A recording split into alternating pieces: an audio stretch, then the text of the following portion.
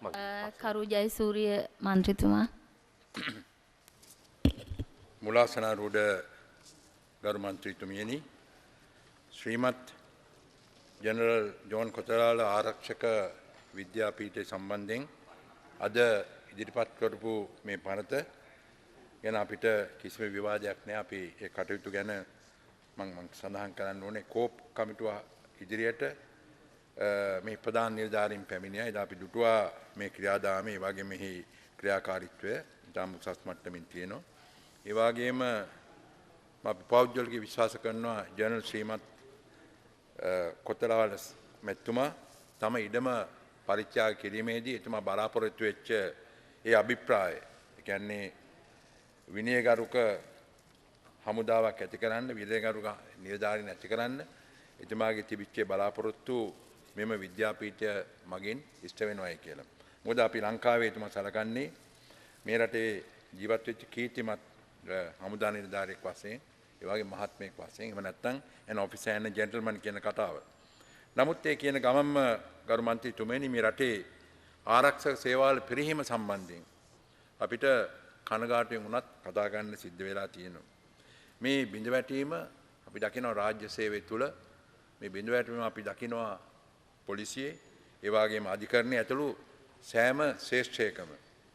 1972 Soulbury ආණ්ඩු ක්‍රමය ව්‍යවස්ථාවෙන් වෙනස් වුණාට පස්සේ අවුස්වීමත් සමගම අපි දැක්ක මේ මහා බිඳවැටීමේ ආරම්භය. ඒ වගේම අපි දුටුවා එදා ඉන් පසු ඇතිවෙච්ච දේශපාලන ඇඟිලි ගැසීම්.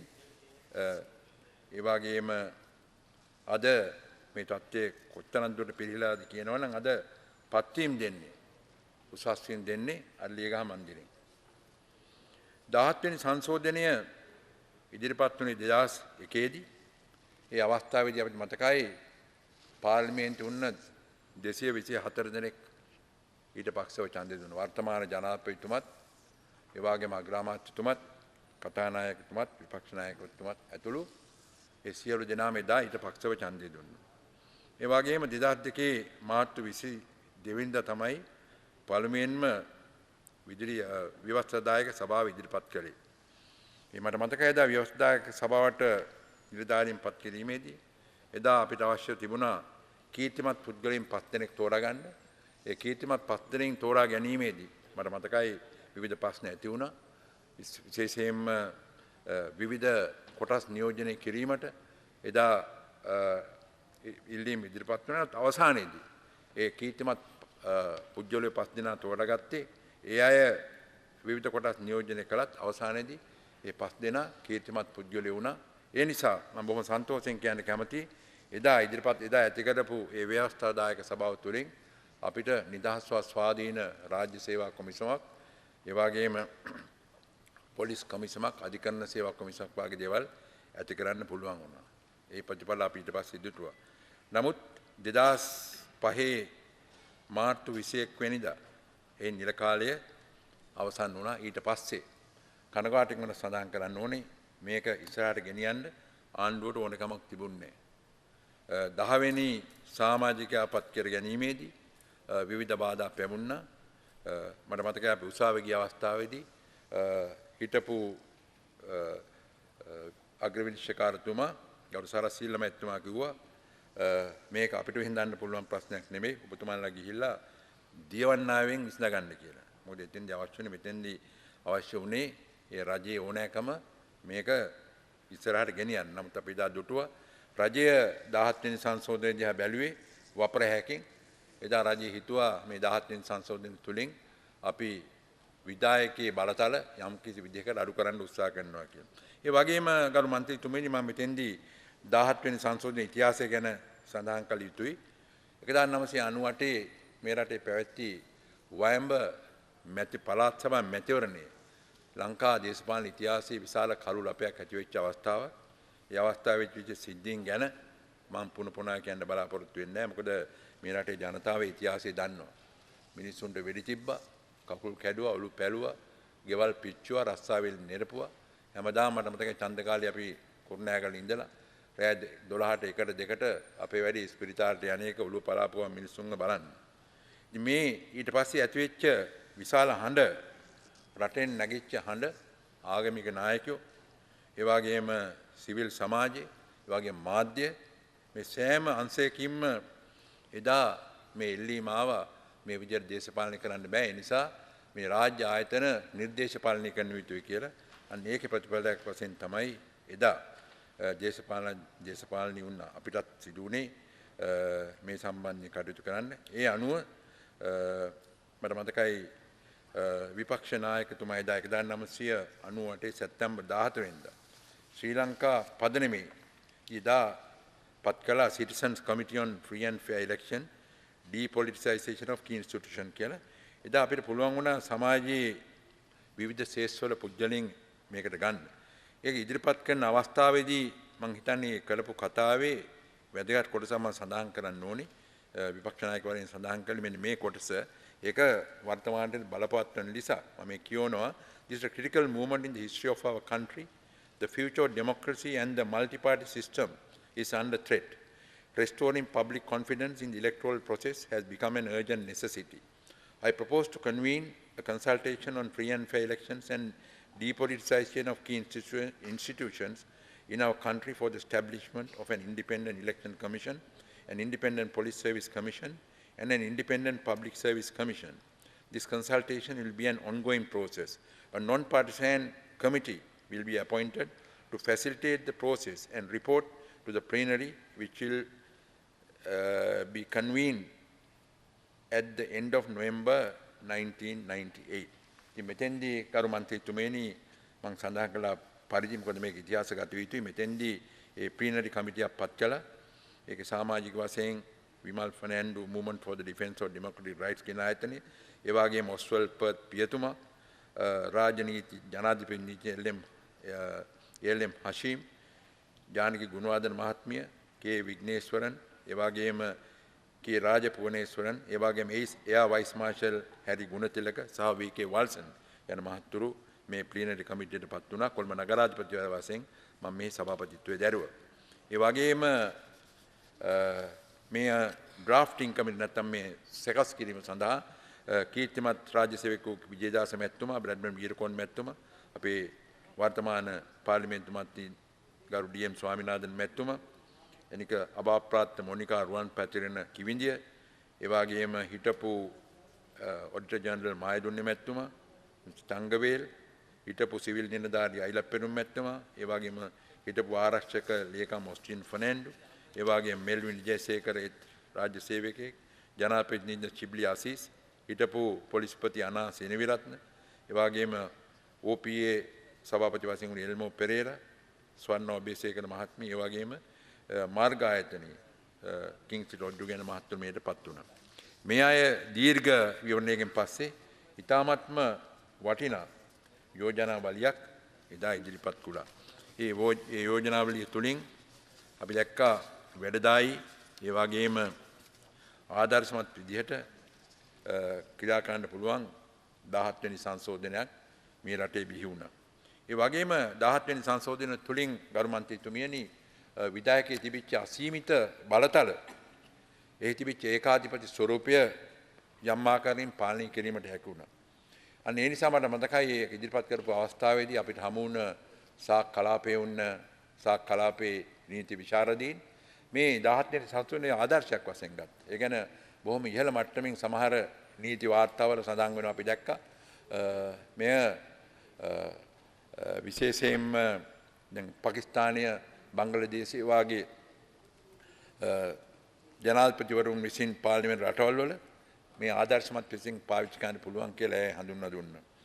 ඒ වගේම මම සඳහන් කරන්න ඕනේ 17 වෙනි සංශෝධනයේ විවිධ අඩුපාඩුකම් තිබුණා කියලා කතාවක් තිබුණා. ඒක මම පිළිගන්නවා. ඒ අඩුපාඩුකම් තිබුණා. ඒ ගැන මම පස්සේ කතා කරනවා. නමුත් අපි දුටුවා ඊට පස්සේ මේ ඇතිකෙනින් පස්සේ මේ රටේ රාජ්‍ය සේවාවේ රාජ්‍ය සේවකයන්ට තමන්ගේ රැකියාවේ ගෞරවය ආරක්ෂා කරගෙන කටයුතු කරන්න පුළුවන් වුණා. ඒ වගේම පොලිස් නිලධාරීන්ට තමන්ගේ නිල ඇඳුමේ ගෞරවය ආරක්ෂා කරගෙන කටයුතු කරන්න පුළුවන් වුණා. ඒ වගේම අධිකරණයට ඇඟිලි ගැසීම් නැති වුණා, බලපෑම් නැති වුණා. ඉතින් ඒ නිසා අපි දැක්කා යම් කිසි විදිහක මේ රටේ යහපාලනයක් ඇතිවීමේ මූලික කටයුතු ඒ තුලින් ආරම්භ වුණා. ඒ වගේම මම සඳහන් කරන්නේ මේක තමයි මේ රටේ සිවිල් සමාජයේ මුල් වී ඇති කළ පළවෙනි ක්‍රියාදාමය. ඒ නිසා මෙතෙන්දී එදා සමාජයේ වුණ ප්‍රවීණ පුද්ගලමිට දායක වුණා. මේ අය බොහෝ දෙනෙක් අද ජීවිතුන් අතර නැතත් මං හිතුවා නම් කීපයක් සඳහන් ඕන කියලා. මොකද මට මතකයි විශේෂයෙන්ම වයඹ ඡන්දෙන් පස්සේ එදා වයඹ හලාවතුන්න බිෂොප්තුමා දිවංගත ඩොක්ටර් ෆ්‍රැන්ක් මාකස් ප්‍රාන්ඩ් මැතිතුමා මේ ගැන විශේෂ උනන්දුවක් දැක්වුවා. අපි නිතරම මේ සම්බන්ධ දිරිමත් කළා. ඒ වගේම මාධ්‍ය වේදීන් වික්ටර් අයිවන් වැනි මාධ්‍ය වේදීන් එදා ඒ වගේම තිස්ස බාලසූරිය පියතුමා ගියා අය ඒ වගේම කලාකරුවන් ඒ වගේම ජනතා විමුක්ති පෙරමුණ එදා මේ සම්බන්ධයෙන් නිතරම එදා නියෝජනය කළ විමල් වීරවංශ මැතිතුමා එදා නගර සභාවේ මන්ත්‍රීවරයෙක් වශයෙන් සති ගණන් මාස ගණන් ඉඳගෙන මේක ගැන කතා කරලා මෙයාගේ උපදෙස් අරන් අපිට කරන්න පුළුවන් වුණා. ඒ වගේම මෙතෙන්දී OPA විභූතිය වේදිකේ සංගමේ ලේකම්වරයෙක් විච්ච චූඩ මුණුසිංහ මැතිතුමත් විශාල සේවාවක් කළා. මේවා සඳහන් කළේ මොකද ඉතිහාසයේ මේ නම් ගැන අපි අමතක කළ යුතු නෑ. මේක මේ ස්වේච්ඡාවෙන් කරපු දේවල්. අද 17 වෙනි සංශෝධනය ගැන රටේ හැමතැනම කතා කරනකොට මේ තිරේ පිටිපස්සේ ඉඳලා මේක වැඩ කරපු ගැන පුජ්‍යල ගැන අපි සඳහන් කළ යුතුයි. ඒ වගේම මේ 17 වෙනි සංශෝධනය කරන මන්ත්‍රීතුමියනි ආණ්ඩුවට ඉදිරිපත් කළේ ජනතා විමුක්ති පෙරමුණ. ජනතා විමුක්ති පෙරමුණ ආණ්ඩුවත් සමග සහයෝගිතා ගිවිසුමක් ඇති කරපු අවස්ථාවේදී මට මතක විදිහට ඒක කොන්දේසියක් තමයි මේ 17 වෙනි සංශෝධනය ගේන එක.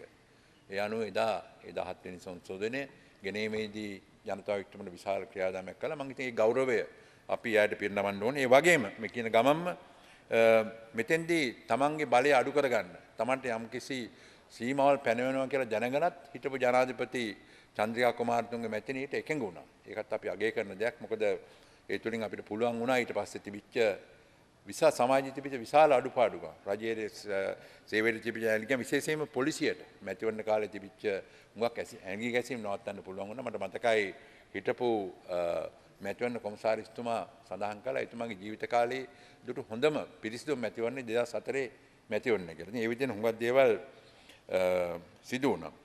ඒ වගේම 17 වෙනි සංශෝධනයේ අඩුපාඩුකම් තියෙනවා කියලා. මොකද මේක අපි වෙනස් කරන්න ඕන කියන හැම වෙලාවෙම රජයෙන් කිය මේක අඩුපාඩුකම් තියෙනවා කියලා. ඒ නිසා අපිට මතකයි අපි රජයට මේ ගැන යෝජනාවක් ඉදිරිපත් අවස්ථාවේදී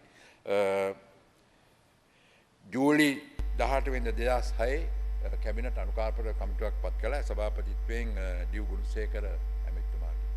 ඒකේ මම සමාජික වශයෙන් වුණා. ඒ කාලෙකින් අවුරුදු දෙකක් වගේ සුළු කාලයක් ඇතුළත අපිට පුළුවන් වුණා මේ 17 වෙනි සංශෝධනයේ තිබිච්ච ඔක්කොම අඩුපාඩුකම් හඳුනා ගන්න.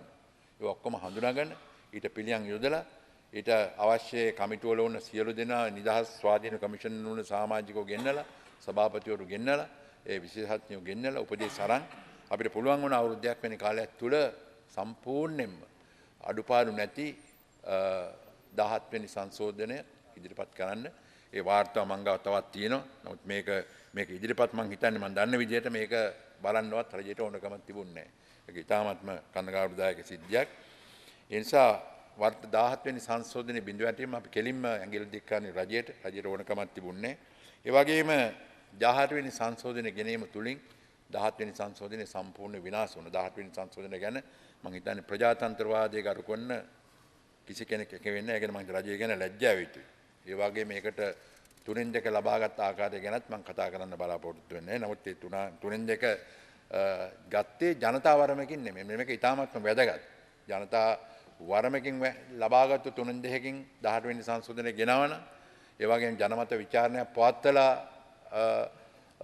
මේ සංශෝධනය ගෙනවන 18 වෙනි සංශෝධනය අපිට ඒ ගැන වෙනම අදහස් තියන්න. නමුත් මේක එහෙම පිටින් බලපෑම් කරලා තර්ජනය කරලා ඒ ගත්තු 18 වෙනි සංශෝධනයක්. ඒ නිසා අපි කියන්නේ මේ රටේ පිරිහීමට ඒක ප්‍රධාන හේතුවක් වුණා. ඒ නිසා ඊට පස්සේ අපි දුටුවා රාජ්‍ය සේවයට නිලධාරීන් පත් කිරීමේදී පත් කරන්නේ තව විනාඩියක කාලයක් තියෙන ගරු මන්ත්‍රීතුමා. ඒ නිසා ගරු මිනිත්තු දෙකක් දෙනවා මන්ත්‍රීතුමා. ඒ නිසා මම මේ අවස්ථාවේදී නැවත වරක් රජයට කියන්නේ මේ 17 වෙනි සංශෝධනය දැන අවධානය යොමු කරලා මීට පස්සේ මැතිවරණයක් තියෙනවා නම් උතුරු මැතිවරණ පවත්වනවා වෙනත් තැන් වල මැතිවරණ පවත්වනවා නම් ඒක 17 වෙනි සංශෝධනය තුළ තියන්නේ. එහෙම නැත්නම් තියෙන කිසිම මැතිවරණයක් මම විශ්වාස කරන්නේ සාධාරණ මැතිවරණයක් වෙයි කියලා. අපි දකින සෑම මැතිවරණයකින්ම රජය මැතිවරණ නීති උල්ලංඝනය කරනවා. ඒ වගේම මැතිවරණ කොමසාරිස්තුමාගේ නීති උල්ලංඝනය කරනවා. ඒ නිසා අවසාන වශයෙන් මම මේ අවස්ථාවේදී ඉල්ලා සිටින්නේ මේ 17 වෙනි සංශෝධනය නැතුව මේ රටේ මැතිවරණයක් පවත්වනවා නම් ඒ මැතිවරණය නිදහස් සහ සාධාරණ මැතිවරණයක් කියලා මේ ලෝකෙ පිළිගන්නේ කියලා මම විශ්වාස කරන්නේ. බොහොම ස්තුතියි.